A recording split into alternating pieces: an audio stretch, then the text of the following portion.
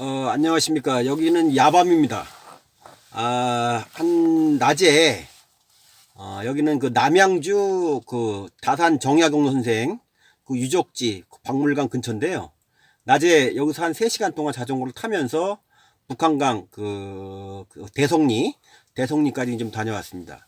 그래서 오늘 다녀온 이유는 제가 며칠 전에 그 마음속에 갑자기 부러움이라는 게 들어왔는데, 부러움이 들어왔는데 그게 완전 스쳐 지나가는 것이 아니고 한 2, 3일 동안 마음속에 얹혀 있으면서 약간 괴로운 마음이 생겨서 이 부러움이 뭔가 한번 마음을 한번 차분히 뒤다보면서 그 부러움에 들어왔던 그 과정이라든가, 그리고 앞으로 내가 이 부러움을 줄이기 위해서는 어떤 행동을 해야 되는가, 이렇게 한번 그 마음의 정리를 해서 녹음을 한번 해보고 싶습니다.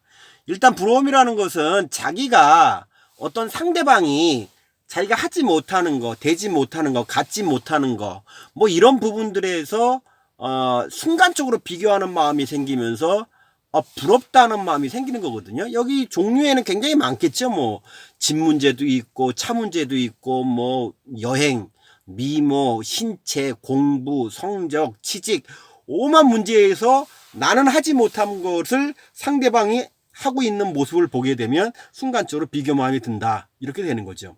근데 이게 4가지 동작으로 그런 원인을 보고 4가지 동작으로 보면 그런 부러움들이, 지금 말한 부러움들이 그냥 나도 그냥 하기만 됩니다. 뭐 좋은 집 사고, 좋은 차 사고, 취직하고, 공부 잘하고 그러면 하등의 문제가 없고 그냥 웃을 수 있는 내용이지만, 나머지 3가지 문제들, 하지 못했을 때는 어떻게 되느냐, 이런 문제가 생기겠죠. 그럼 하지 못했을 때 첫 번째는 아이고 뭐 할 수 없지, 이렇게 하는 경우도 있고요. 두 번째는 하지 못하더라도 여유가 있어서 뭐 대리만족을 느끼는 사람도 있습니다. 뭐 내가 공부 못하는 걸 친구가 공부를 잘해서 뭐 기분이 좋다든가, 내가 못 가는 여행을 내가 아는 사람이 가서 내가 눈 호강을 대신했다든가, 내가 하지 못하는 스포츠를 대신해서 내가 만족했다, 이런 대리만족들이 있겠죠.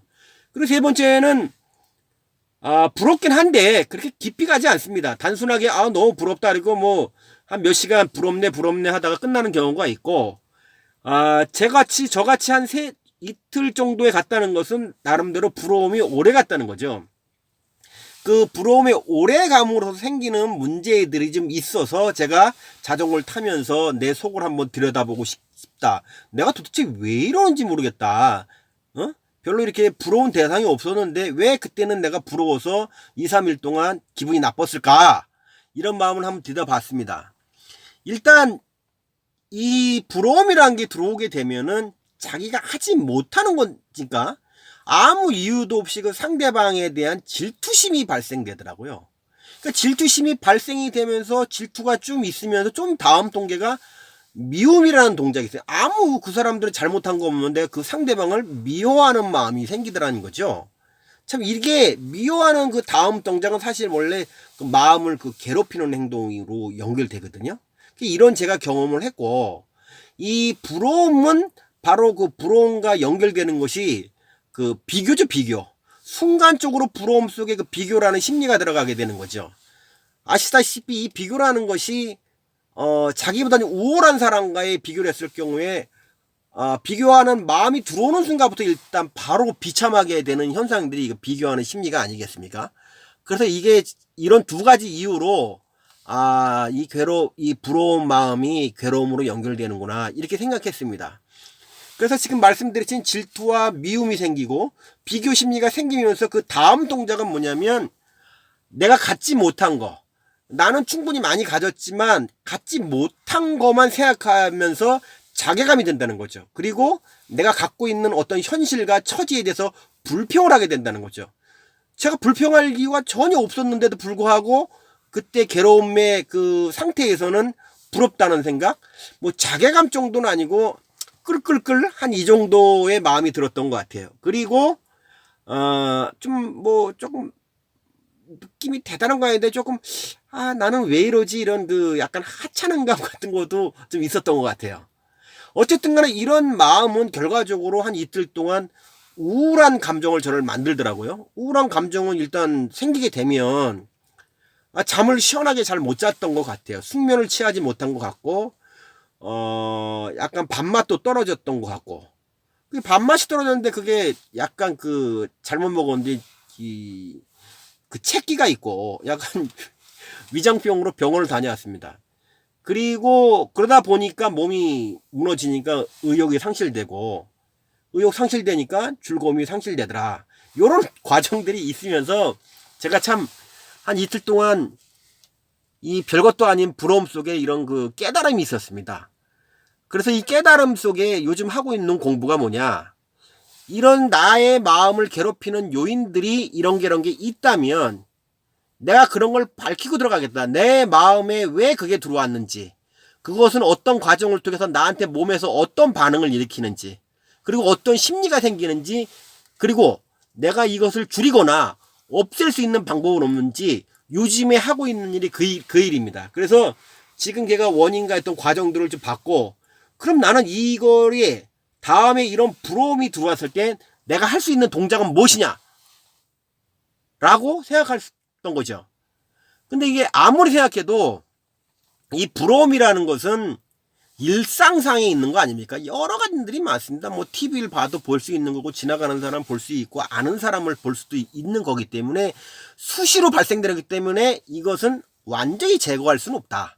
근데 이 마음이 딱 들어왔을 때는 아까 얘기한 대로 이래서 내가 불쾌해지겠구나라고 알아채기만 해도, 제가 엊그저께 한 이틀 동안 좀 불편했던 그런 마음보다는 훨씬 더 뭐 반 이상은 제가 그 괴로움을 줄일 수 있지 않겠냐.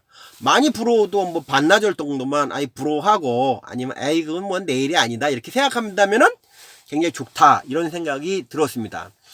그래서 제가 이거가 들어오면, 이 부러움이라는 게 들어오면 저는 어떻게 할 거냐.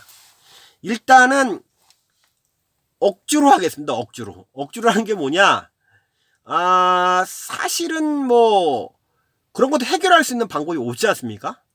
그 요즘 제가 갖고 있는 마음은 근자감이죠. 뭐 근거 없는 자신감, 또는 요걸 뭐 예전에 말한 그 무대뽀 정신밖에 없다. 아니면 뭐 깡으로 버텨나가는 방법이 없지 않겠느냐.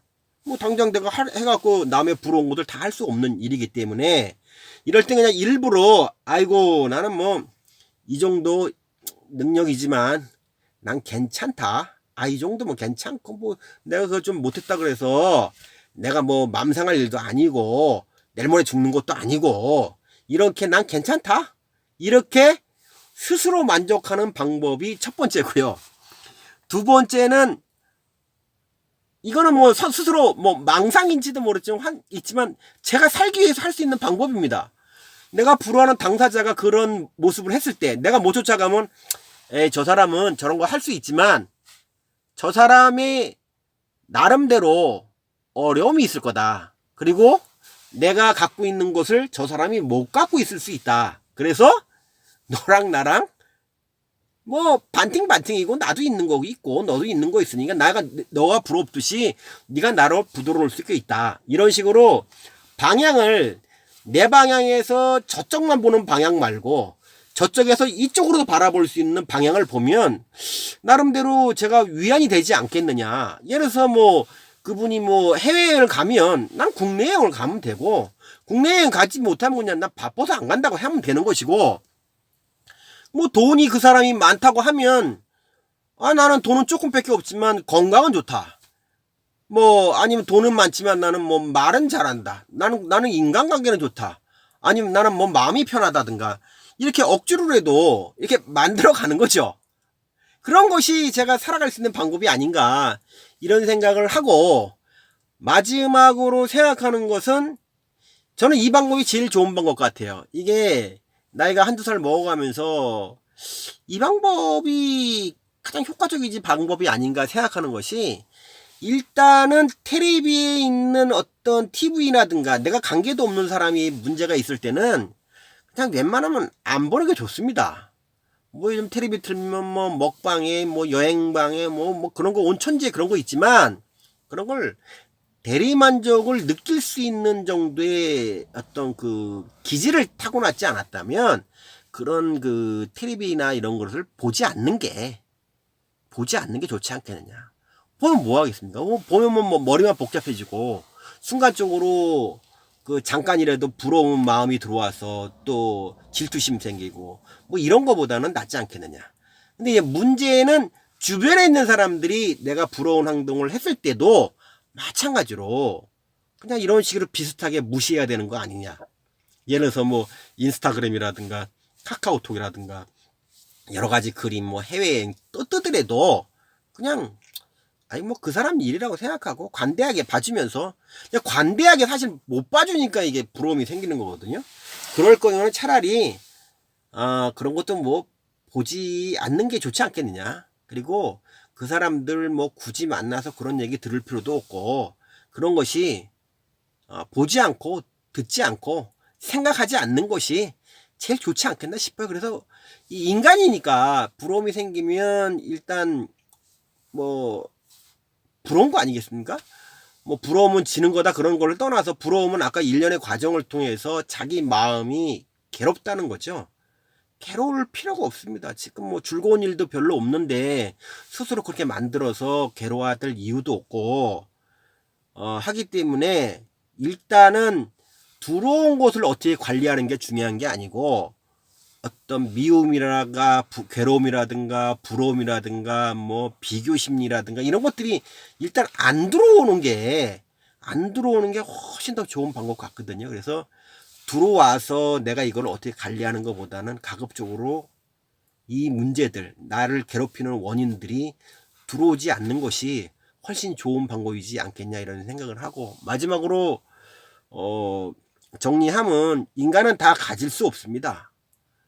그 종류만 따져서 뭐 어마어마하지 않겠습니까? 뭐 인간의 번뇌가 108개라는데 실제적으로 뭐 84,000개가 된다는데 그걸 다 회피할 수 있는 사람은 뭐 세상에 그 아무도 없다고 생각합니다. 그리고 이 남을 이렇게 부러워하는 거, 비교하는 거 이런 거 자체도 제가 봐서는 그 습관인 것 같아요. 그러니까 이 습관을 지금까지 살았는데 어떻게 습관을 고치겠습니까? 제가 이렇게 녹음하는 이유는 멀리 얼마의 시간이 또 지나고 제가 이걸 봤을 때 내가 얼만큼 부러움의 대상이 부러움 이 자체의 괴로움이 내가 줄일 수 있는 얼마나 이런 행동들이 통해서 내가 얼마나 반 정도만 줄였으면 좋겠는데 그런 날이 오길 기대하면서 마치도록 하겠습니다. 감사합니다.